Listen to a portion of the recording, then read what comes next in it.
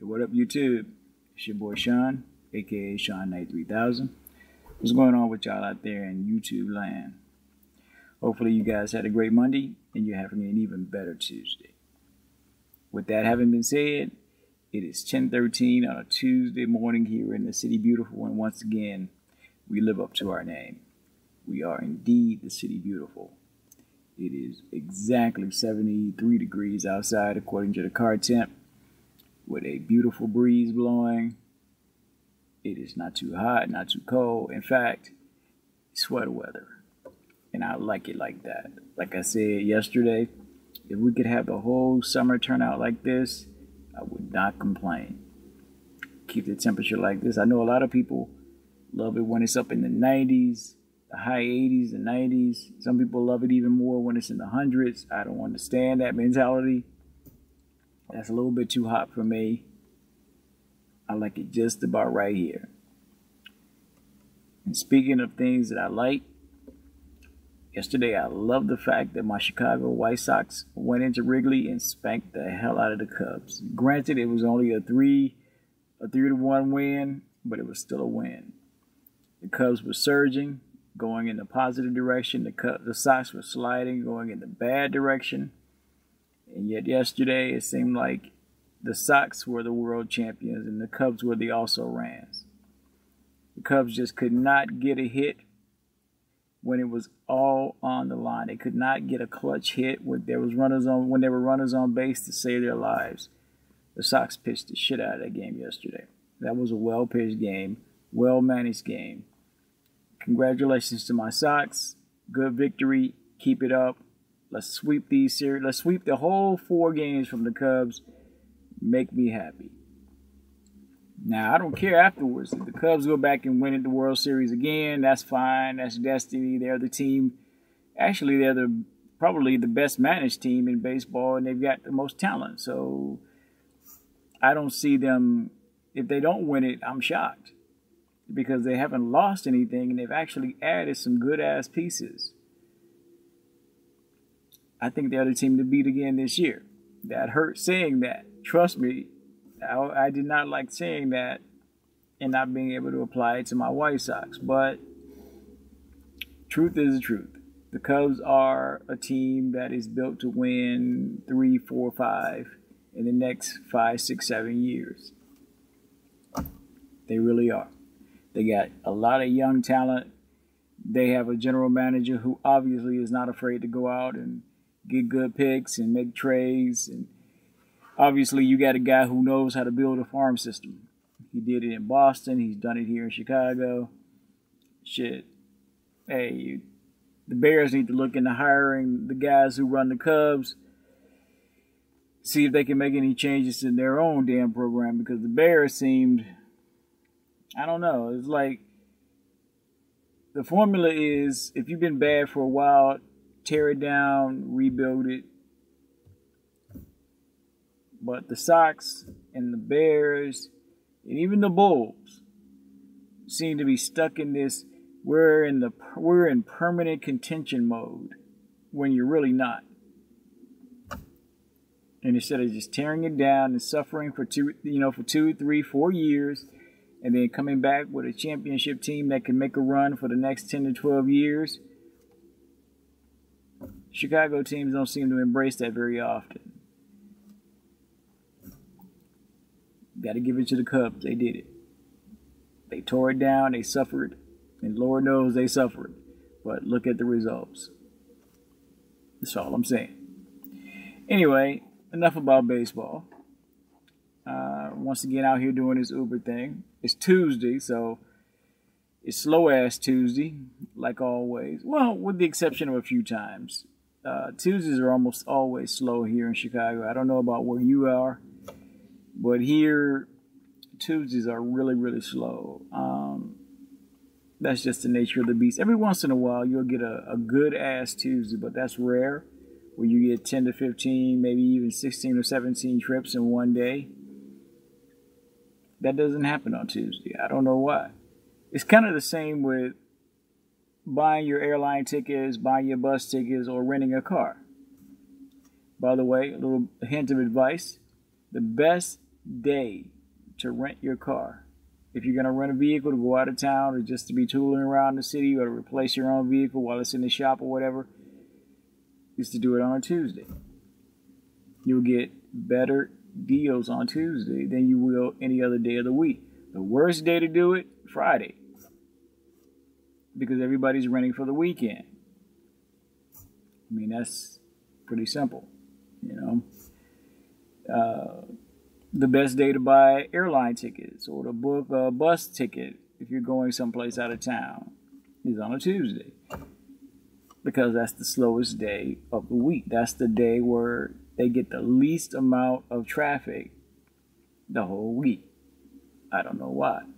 Maybe people go hard on Monday, and so everybody kind of takes it easy on Tuesday. I don't know why Tuesdays are notoriously slow in various industries, but they are. Anyway, sitting here, I've only had one run this morning, and it's already 10:19, and it's not like I just started a few minutes ago, but that's to be expected on a Tuesday. I've been doing this long enough to know that today was going to be slow, so that's why I found myself a nice little cool place to park. I'm in the shade. Let the calls come to me. Ain't no sense in running around, burning up a lot of gas, and I'm still not getting any pings. Find a spot that's in the area that you're used to working in and wait for the pings to come to you. That's how you do it on slow days. For those of you guys that are interested in doing Uber Eats, don't be out there or Uber anything. Uber Pool, Uber X, Uber XL, whatever you're going to be doing. You got a big vehicle, you're going to be doing the XL. Gas prices fluctuate. You don't want to be burning up gas just rolling around for no reason. Whether you're stationary or whether you're rolling, closest vehicle is still going to get the pain. And sometimes by driving constantly, you can drive yourself away from a pain. I'm just saying. Get somewhere, park your vehicle, take out your tablet, play on your tablet, watch a movie, whatever you need to do to get through the day. The pings will come to you. You know, that's the best advice I can give you. Save your gas money. You only want to fill up twice a week if you can. And most of the time, you can. If you park and sit and wait. It just requires a little bit of patience. Of course, you got some people, the whole purpose of getting a job like this is to drive. And so no matter what, whether or not they're getting pinged or not, they're mobile. And their gas prices, their profits go right into their gas tank. Or if it's on that side, the gas tank. Hey, I want my profits to go into my bank account, not into my gas tank. So for me, if I can find a spot, sit, and wait for the pings to come to me, so much the better. So that's what's going on in my world. Besides, sitting gives me a chance to check my stocks. You know, I've got the Robinhood app, and I've got Acorns. So I've got both of those apps on my phone, so I can, you know, keep up to date on my apps or keep up to date on my, you know, my investments. With Acorns is not officially stocks; it's percentages of stocks, because you have no control over what stocks they pick for you. You can just decide how you want to invest. If you want to be conservative, moderate, aggressive, or, you know, moderately aggressive. That's the extent of what you can decide. You can decide how much money you want to put in. Found money is like a joke, because most of the places that they are affiliated with, I'm never going to go to these places. So, but roundups is another way that you can continue to put money in. It's sort of a hands-off way of investing with Acorns. With Robinhood, you can invest and control it. You can literally buy and sell stocks as you see fit. There's no commission. Unlike my Charles Schwab account, anybody with Charles Schwab, or any of the other big brokerages, you know that is like a $10 commission. Whenever you buy or sell a stock, you got to pay that $10. The advantage of a Charles Schwab, or if you're with someone else, is you have that human that you can get in contact with. You can talk to someone right away if you have a problem or if you have a question. That's the advantage of that. With Robinhood, you're on your own. With Acorns, you can send a fucking email. Last week, I got a message on the Acorn app saying that they had put some money into my account and they needed to verify the account, so I had to put the amount that they put into the account in, except they hadn't put shit into the account since I started the account. They put something in to verify the account when I first started. And the account became active. Everything was good in the world. And then I get a little message on the app saying that, well, we need to verify your account. We put some money in. It takes 2 business days. Goddamn, it's Tuesday. This message popped up last week. There's nothing from Acorns in my account except for back when I first got the account. But I can't talk to anybody. I sent them a message, like I say, last week. Now I have to send another one this week, just asking what the fuck is going on. That's the downside of dealing with these kind of apps where there is very few to no human contact on the other side. At least if you got Charles Schwab like I do, or whoever else is going to be your investor, you can talk to a live person. You can actually call. If you don't feel like just, with your fingers and thumbs, you can actually call and talk to someone direct that way. Like I said, the disadvantage is every time you sell a share or buy a share, that $10 commission goes right out of your account, right into their account. That's no longer your money. So if you start an account with, I'm not saying Charles Schwab, I'm just saying that's mine, but if you start an account with somebody like that and you put in $100, you're going to start investing with 90. Just to get the account up and going, they take that $10 out. Yes, they do. And that's kind of fucked up, but they get their commission. Even when you just start the account, they get their commission. Be aware of that too. So I think the best thing for me is like to do, damn, I noticed her before, but she's cute. Anyway, like I said, the best thing I think to do is to have multiple accounts, multiple investments.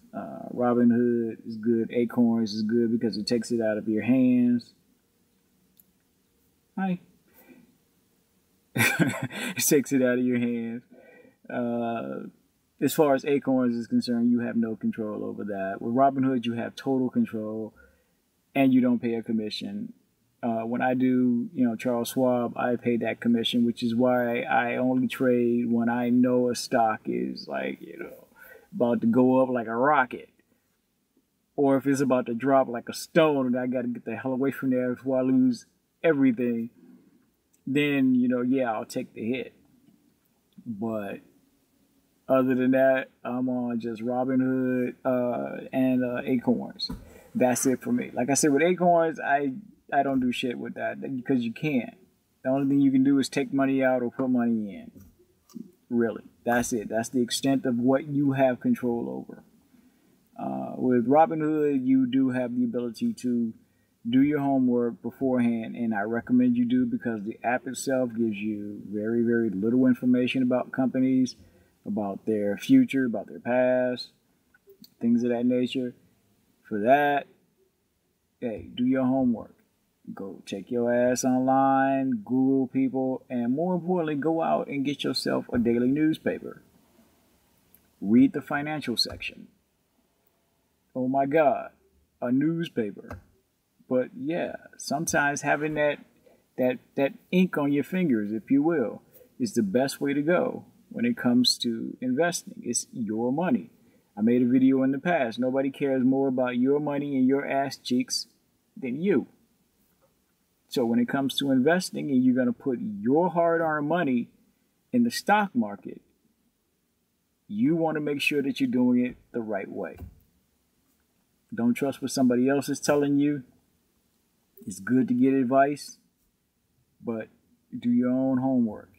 Go out, buy a newspaper, open the financial section, read that motherfucker from beginning to end. Try to find out as much information about a company as you possibly can before you sink your money into it. Because you don't want to put your money into it and then 3 weeks from now, you look at the account and it's like 0.00. That's a horrible, horrible feeling.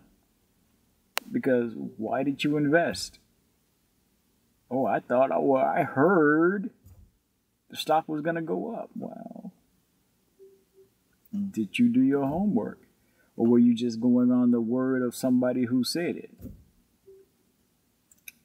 Do your homework. There's tons of information about every company that's out there in the S&P online. Google it. Read through the articles. And like I said, there's nothing better when it comes to stock than the old-fashioned daily newspaper. Get that bad boy. In fact, you can go back. If you can go to a library, you can actually check older newspapers. Say you go back a year, see how the stock was last year at this time. If the stock was $6.47 last year and it's $5.98 this year, well, that's not a stock you want to invest in. No matter what someone is saying, no matter how knowledgeable they are about the market. But you're listening to somebody on the bus, on the train, at work, wherever, and they're telling you, yeah, buy this stock. This stock is going to take off like a rocket. But for a year, it's actually been falling. Why all of a sudden is it going to take off? What's going on? Has the company been bought? Is it on the verge of being bought? Is it being sold to someone overseas? What's the status of the company? Why would someone think that stock is going to take off? Especially if you go to a library and get an old newspaper from a year ago. And you look at that stock, and that stock was higher last year than it is this year. What makes you think it's going to take off? Just because the stock is cheap, don't put your money into it. Playing the penny stocks is just as the name implies. Penny stocks. It involves a lot of fucking trading. Yeah, it's easy to get in. You can take a few dollars and buy a stock or buy 2 or 3 stock.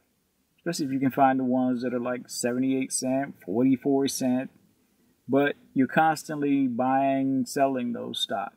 And you're making 3, 4, 5 cents on those kind of stock. Yes, there are some people out there that will tell you, oh, I got rich playing penny stock. If you got a life that's beyond penny stocks, who's got time to monitor a stock going up 1 cent or coming down 1 cent? I sure as hell don't. Shit, I'm not even doing anything today. I just don't want to do it. Find out a good stock. My advice, and this is just my advice, take it with a grain of salt or don't take it at all. If you're going to invest in a stock, save your money first. $5 a day. If you're working, $5 a day. That same $5 that you were going to blow at McDonald's or Burger King or wherever the hell you were going to stop to get breakfast or lunch or dinner, save it instead. At the end of the month, you got $150. Start with that. Take that $150, invest it in stocks. Fuck those penny stocks. That's just my opinion. You're going to make pennies playing penny stocks. You're going to be constantly buying and selling that and making 1 or 2 pennies here or there. It takes 100 pennies to add up to a fucking dollar. I don't have the time nor the patience to deal with that. Maybe you do. Take that $150. That's all you need. Take that $150 and maybe buy yourself 5 or 6 stocks. Spread them out. You can get a stock for anywhere between $10 and $20. You can get a share. That's a stock. For those of you that don't know, a share is the same thing as saying I own a stock. You own a share of a company. You own stock in that company. You can buy 1 share, 2 shares, 100 shares, 1,000 shares, whatever, depending on the amount of money you have. Buy yourself some stock. I'm not going to tell you what companies to buy. I would recommend, if you want stability, blue chip. Buy some stock in some blue chip companies. They're pretty expensive, but they're very stable. The problem is they don't grow. Not very much. Not very fast. But the upside is they don't drop very much or very fast. There's a reason why they're blue chip. They've been around for a very long time. Coca-Cola, Pepsi, GE, AT&T, things like that. Companies that, unless the world came to an end, those companies are never going to go away. Blue chip. Those are good investments for your future. It's a good way to invest your money. Amazon right now is kicking all kinds of ass. I think this morning they were over $1,000 a share. So unless you got $1,000 sitting around, a solid fucking $1,000 that you can just invest, you're not going to get Amazon. People are saying Netflix. Well, Netflix is 180. I think it was 186 the last time I checked. It was down this morning. Just because Netflix has split in the past does not guarantee it will split in the future. Yes, they're very innovative. They're trying a lot of things, especially when it comes to our entertainment. It split once before. Doesn't mean it's going to split again. But if you got $200, or if you can wait for Netflix to come down to about $150, hey, jump in. You got 1 share. A few years ago, Disney stock was through the roof. They were turning out those great Marvel movies. Everybody was like, oh my God, we get to see Marvel superheroes done in a way nobody's ever done it before, because DC wasn't doing shit. We were waiting on a Justice League movie. I don't think anybody knew how to make a Justice League movie until Marvel started making movies. Then DC tried to shoehorn everything into Man of Steel to jumpstart Justice League. But Disney stock had jumped. I remember 10 years ago, 15 years ago, Disney stock was like 20, I think it was like $24 a share. A few years ago, it jumped. It was over 120, I think it was like $150 a share. So imagine if you bought a couple shares back then. You could have sold those bad boys and made a good little chunk of money. Not an ass load, but a good little chunk of money. Now Disney stock is on the fall. I don't exactly know why. Disney is still pumping out good movies, the Avengers movies that are coming out in the future. But I don't know. But once again, look that up for yourself. You want to avoid companies that are on the come down, but you want to invest in companies on the come up. That's the key. But not every young company out there is going to survive the next 5 years. Like the saying goes, most businesses fail in the first 5 years, just like marriages. So do your homework. And bear in mind that investing in anything is like going to the casino. Only less fun. You go to the casino, you got all these big hopes and big dreams. Playing the stock is kind of the same way. But you're just not going to hit right away. That's the difference. Invest your money, diversify. That's the word of the day. Diversify. Invest in real estate. Real estate is never going to go away, once again, unless the world comes to an end. Invest in large companies, like I say, blue chip companies. They're never going to go away. Invest in government bonds, because once again, governments are never going to go away. The U.S. is never going to go away, but governments always need money. So what they do is you're investing in that government in exchange for a return on that investment. And what you want is for a minimum of about 6% interest on your investment. Now, if you put in $150, 6% every year, it's not going to make you rich. You're not going to be able to retire on that. But what you can do is you can say, okay, in 40 years, especially if you're a young person, I invest primarily for my son. I'm too damn old to reap the rewards of the stock market with the money that I have available to me now. I'll be dead in 30 years. Hopefully not. Hopefully I get to live to see, myself turn 100. But then again, I'm not so sure I want to live to be 100. I've seen a lot of people who have lived to be 100 and they look horrible. And more importantly, the mental faculties aren't there anymore. You're kind of like a shell. You're just there. You're not really alive, but you're not dead yet either, So for me, I don't know if I want to live to be 100. Live long enough to do some of the shit that I wanted to do, that I think about doing. See some of the places that I want to go. Make sure that I leave something great behind for my son so that he has a better life than I had coming up. That's it. That's it. That's all I want. So when I invest, I'm investing for him. So if I have a 40-year plan, it's not for me. It's for him. He's 7. Doesn't mean he has to wait 40 years in order to get the money. It's just that in 20 years, he'll only be able to get half if he cashes out. But still, if you're looking at, say, $150,000 in 40 years, and you get 75 in 20, that's not bad either. That's not a bad way to start a life. You're 27 years old. If he wants to invest in a business or buy a car or use that as collateral for, a bank loan for a house, something like that, then Dad has done his job. Dad left something behind that my parents didn't leave behind for me.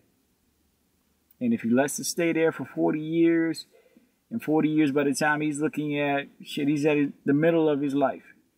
He can draw that whole 150 out and do what he wants to do. So I invest for him. I don't invest for me.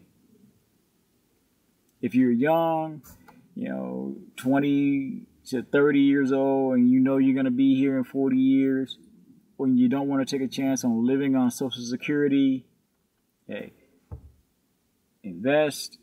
Like I say, diversify your portfolio so it's not just all stocks and the hot company of the day. You invest in some blue chips, some government bonds. You invest in developing markets, things of that nature. Next thing you know, and you just let it sit there and grow that 6%. You don't sell the first time you run into trouble. You don't sell the first time the shit, hits a certain point. If you want to do that, then, hey, go out and buy yourself a $5,000 CD. Best advice I can give you. If you got $5,000, buy yourself a CD. Stick it in the bank. Let it sit there for a year. Every year, you go to your bank. Depends on what the interest on that is going to be at your particular bank. But once again, it's a CD. So let's just say it grows 2% every year. You go to your bank, you pull it out at the end of, say, January 3rd every year. You don't cash the CD. You just pull the interest off it. Because if you leave it in there and you don't cash it, it will accrue interest. You're not going to be able to live off of that $5,000. But that can repay you for whatever you spent in Christmas. Think about that. So the CD is still safe and sound in the bank, but the interest buys all your Christmas presents for all your friends and family.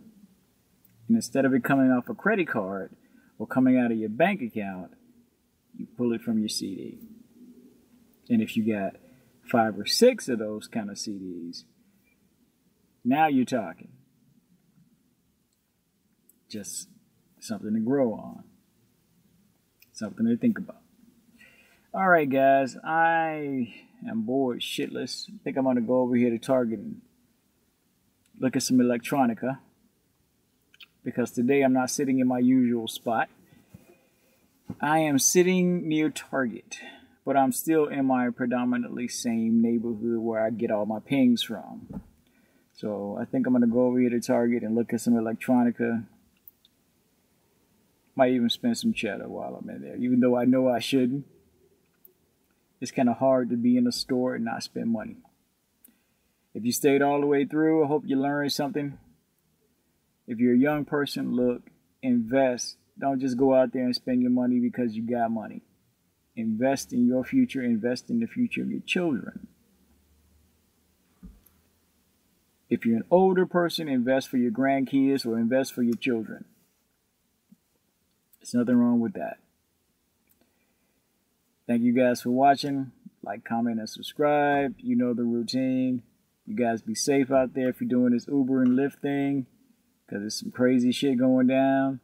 You don't ever want to be caught up in it.